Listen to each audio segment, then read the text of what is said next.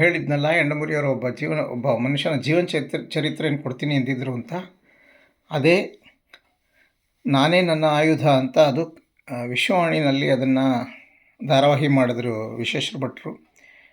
ಅದು ಚಿರಂಜೀವಿ ಎನ್ನುವ ಒಬ್ಬ ಮಾರುಮೂಲೆಯ ಒಂದು ಹಳ್ಳಿಯ ಇಂಗ್ಲೀಷ್ ಬಾರದ ಒಬ್ಬ ಹುಡುಗನ ಕಥೆ.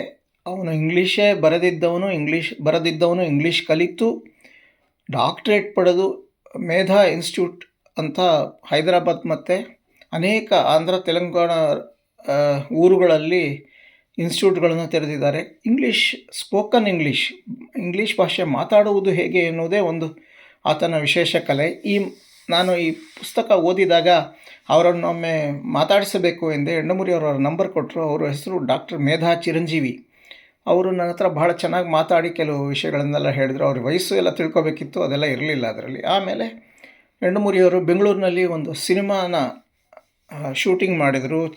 ಚಿತ್ರಕಥೆ ಬರೆದು ನಿರ್ದೇಶನ ಮಾಡಿದರು. ಸಂಭಾಷಣೆ ಕೂಡ ಬರೆದರು. ಅದರ ಕನ್ನಡ ಸಂಭಾಷಣೆ ನಾನು ಬರೆದೆ.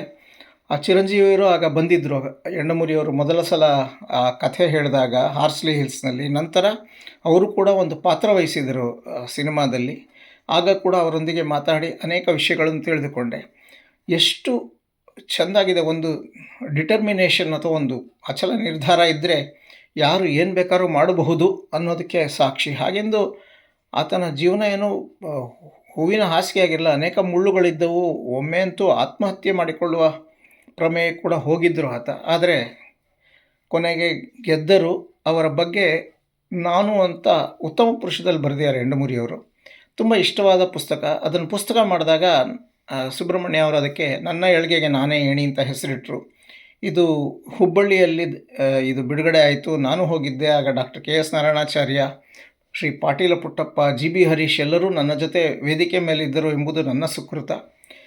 ಹೀಗೆ ಪುಸ್ತಕ ಬರೆದದ್ದು ನನಗೆ ತುಂಬ ಇಷ್ಟ ಕೊಟ್ಟಿತ್ತಿದು. ಏಕೆಂದರೆ ಒಬ್ಬ ಮನುಷ್ಯ ಏನೇನು ಮಾಡಬಹುದು, ನಮಗೂ ಬಹಳ ಆತ್ಮವಿಶ್ವಾಸ ಬರುತ್ತೆ ಇದನ್ನು ಓದ್ತಾ ಇದ್ದರೆ.